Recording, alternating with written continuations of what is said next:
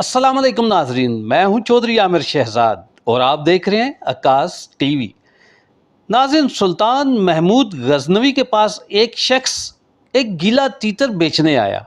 जब सुल्तान ने उससे गीले तीतर की कीमत पूछी तो उस शख्स ने उसकी कीमत बहुत ज़्यादा बताई। सुल्तान ने हैरान होकर उससे पूछा कि यह आम सा तीतर है और है भी गीला, फिर भी इसकी कीमत इतनी ज़्यादा क्यों बता रहे हो? वो शख्स बोला कि हजूर, जब मैं तीतरों का शिकार करने जाता हूँ तो ये गीला तीतर भी शिकार पर मेरे साथ जाता है। ये मेरे शिकार में ख़ास हथियार का काम देता है और शिकार में बहुत अहम किरदार अदा करता है। सुल्तान महमूद गजनवी ने हैरत से तीतर के शिकारी की बात सुनी और कहा कि ये गीला और कमज़ोर सा तीतर तुम्हारे लिए शिकार में कैसे मददगार साबित होता है?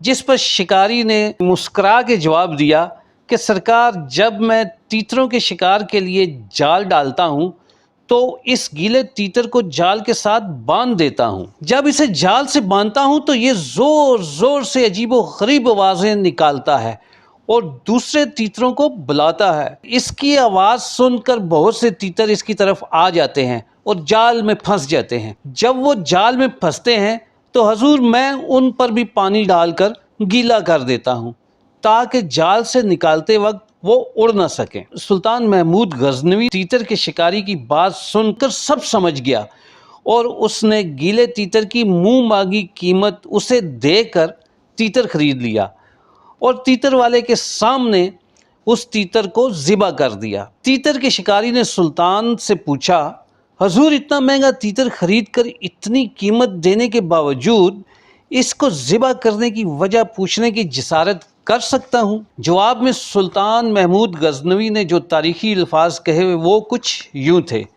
जो दूसरों की दलाली के लिए अपनों से गद्दारी करे उसका यही अंजाम होना चाहिए। नाज़रीन, गीले तीतर की ये मुनाफिकाना कहानी सुनकर मेरी तरह आपके जहन में भी हालिया सियासी और सहाफ़ती मोहब्बत की कहानी का हीरो सहाफ़ी का नाम आपके जहन में भी आया होगा। सहाफ़त एक मुक़द्दस पेशा है, लेकिन हर दौर में कोई ना कोई सहाफ़ी अपने आप को किसी न किसी सियासी पार्टी के साथ जोड़कर हीरो बनने की कोशिश करता है, जो कि सहाफ़ती क़वानीन व इक़दार के बिल्कुल मुनाफी है।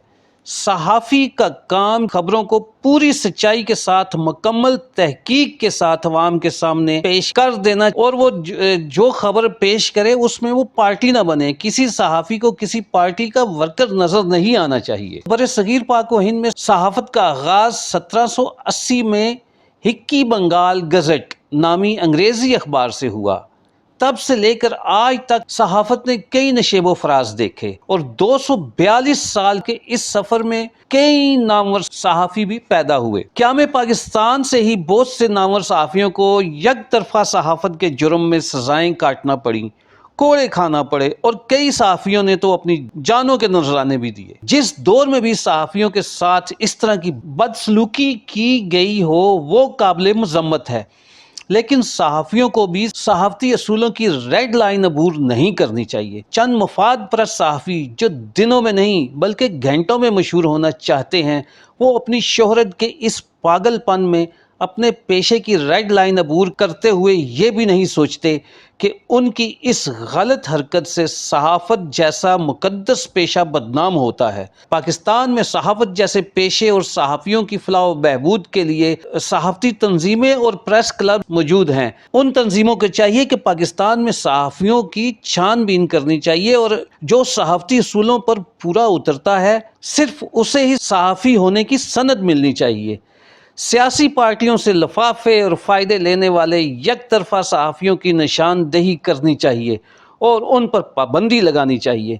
इस पाबंदी ही की वजह से पाकिस्तान की सहाफ़त के गीले तीतर अवाम के सामने आ सकते हैं। सहाफ़त जैसे मुक़द्दस पेशे से जब तक इस तरह के सहाफ़ती गीले तीतरों को बेनकाब नहीं किया जाएगा, मफाद परस्त सियासतदान, नाअहल निकम्मे सियासतदान इसी तरह अपनी शोहरत के लिए गीले तीतरों के इस्तेमाल से न सिर्फ दूसरे सहाफ़ियों को जाल में फंसाते रहेंगे, बल्कि उनका सबसे बड़ा गुनाह ये होता है कि वो پیسے اور شہرت کی ہوس میں ملک و قوم کا مستقبل داؤ پر لگا دیتے ہیں۔ یہاں یہ نقطہ سمجھانا بہت ضروری سمجھتا ہوں کہ پاکستان میں سوشل میڈیا پر جو اپنے خیالات کا اظہار کرتا ہے، ضروری نہیں کہ وہ صحافی ہی ہو۔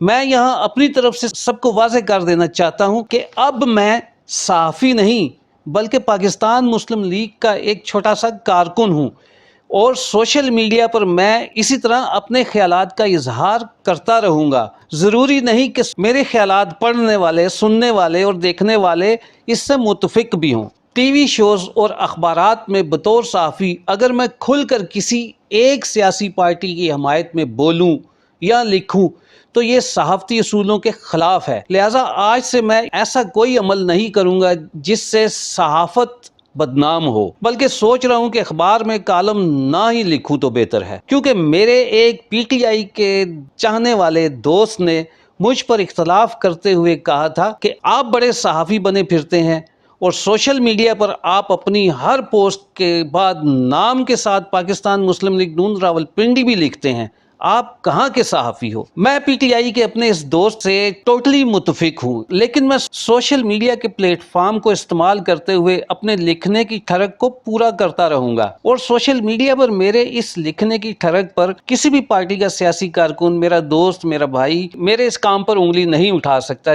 اس کے باوجود اگر میری کسی تحریر یا یوٹیوب پہ میرے موقف سے اگر کسی کو اختلاف ہے، اگر کسی کو تکلیف پہنچتی ہے تو میں اس سے پیشگی معذرت چاہتا ہوں۔